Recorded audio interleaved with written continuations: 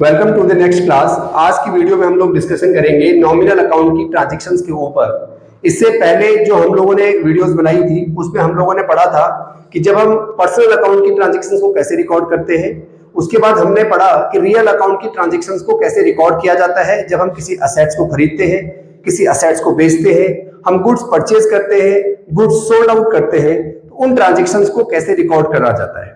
आज हम पढ़ने वाले हैं नॉमिनल अकाउंट की ट्रांजैक्शंस कैसे रिकॉर्ड की जाती है। जैसे नॉमिनल अकाउंट का रूल्स हमने पढ़ा था कि all expenses debit, all incomes credit. अब हम जो भी एक्सपेंसेस करेंगे, जैसे अगर आप देखिएगा क्वेश्चन है सैलरी पेड टू एम्प्लॉय,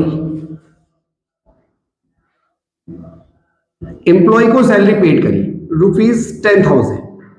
अगर आप सैलरी पेड कर रहे हैं, देखो ट्रांजैक्शंस को रिकॉग्नाइज करना आपको पड़ेगा। आप देखेंगे हो क्या रहा है, इवेंट्स जो हमारे सामने है, हमने सैलरी पेड करी है। तो देखो दो अकाउंट्स इफेक्ट हुई है। पहला, सैलरी एक अकाउंट है जो नॉमिनल अकाउंट को रिप्रेजेंट करता है, क्योंकि हम अगर सैलरी पेड कर रहे हैं तो ये एक्सपेंसेस है। अगर हम किसी चीज को पेड कर रहे हैं तो वो क्या है, एक्सपेंसेस है। और अगर हम एक्सपेंसेस कर रहे हैं तो इसका मतलब ये अकाउंट क्या होगा, डेबिट होगा, क्योंकि ऑल एक्सपेंसेस आर डेबिट। जितने भी एक्सपेंसेस होते हैं वो डेबिट होते हैं। और अगर हम सैलरी पेड कर रहे हैं तो कैश आएगा या जाएगा, ऑफ कोर्स जाएगा। तो जो कैश है वो क्या होगा, जाएगा। तो कैश अकाउंट कौन सा अकाउंट होता है, रियल अकाउंट। और रियल अकाउंट का रूल है कि जो आता है वो डेबिट और जाने वाला क्रेडिट होता है। तो कैश रियल अकाउंट है और जा रहा है तो क्या हो जाएगा, क्रेडिट हो जाएगा। तो अगर हम इसे एंट्री में लेके आएंगे तो डेबिट वाली एंट्री पहले लिखी जाती है, तो एंट्री होगी salary account debit to cash account ₹10,000। यानी कि अगर हम किसी भी चीज की पेमेंट करते हैं, salary paid, salary account debit to cash, rent paid, rent account debit to cash, wages paid, wages account debit to cash, किसी भी चीज की अगर हम पेमेंट कर रहे हैं तो उसको डेबिट किया जाता है और क्रेडिट किया जाता है कैश को। क्योंकि रूल क्या है कि जो कैश एक रियल अकाउंट है और रियल अकाउंट का रूल होता है कि what comes that's debit, what goes out that's credit. If you are making the payment, अगर हम पेमेंट कर रहे हैं तो simply mean that cash will go out, और अगर कैश जाता है तो वो क्रेडिट होता है। इसीलिए किसी भी ट्रांजैक्शन में अगर कैश जा रहा है तो उसको हम क्रेडिट करेंगे, और अगर हम खर्चा कर रहे हैं तो ऑफकोर्स कैश जाएगा। दूसरी ट्रांजैक्शन है, इसमें देखिए अगर मैंने लिखा इंटरेस्ट रिसीव्ड ₹2,000, अब यहां पे चीजें थोड़ा अपोज है। अगर आप देखेंगे इंटरेस्ट क्या हुआ है, रिसीव्ड हुआ है।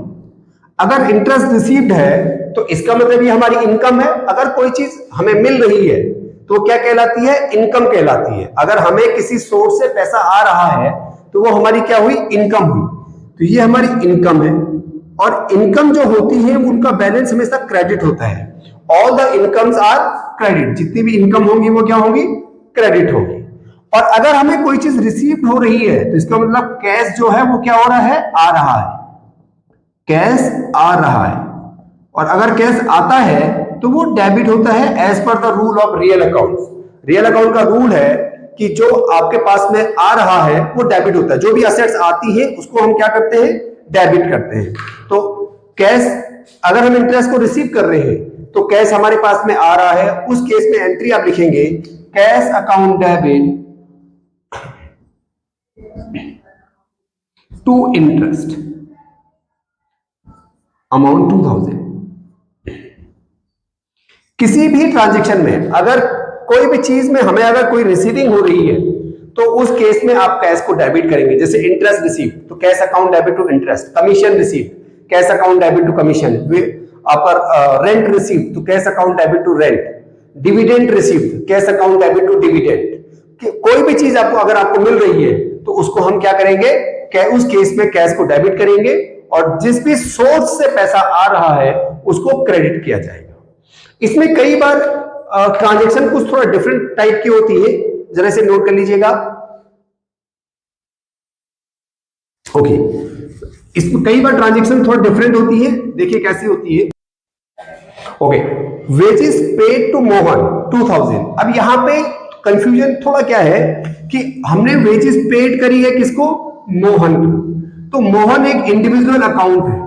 तो कई लोग क्या करते हैं, जो बिगिनर्स होते हैं वो मोहन को कंसीडर कर देते हैं जर्नल एंट्रीज के अंदर। याद रखिएगा, अगर आपको कॉज ऑफ पेमेंट पता है या कॉज ऑफ रिसिप्ट पता है तो वहां पर आप पर्सन का नाम रिकॉर्ड नहीं करेंगे। मतलब अगर वेजेस पेड है टू मोहन तो आप क्या लिखेंगे, वेजेस अकाउंट डेबिट, क्योंकि पेमेंट हो रही है तो खर्चा है और खर्चे जितने भी होते हैं वो डेबिट होते हैं। और कैश जाएगा तो टू कैश अकाउंट। आप क्या नहीं लिखेंगे, मोहन का नाम रिकॉर्ड नहीं करेंगे। अगर मैं इसी में लिखूं दूसरी एंट्री देखिए आप, कमीशन रिसीव्ड फ्रॉम नितिन ₹5000। अब यहां पर कई लोग कंफ्यूज हो जाते हैं कि पैसा किससे मिल रहा है, नितिन से मिल रहा है।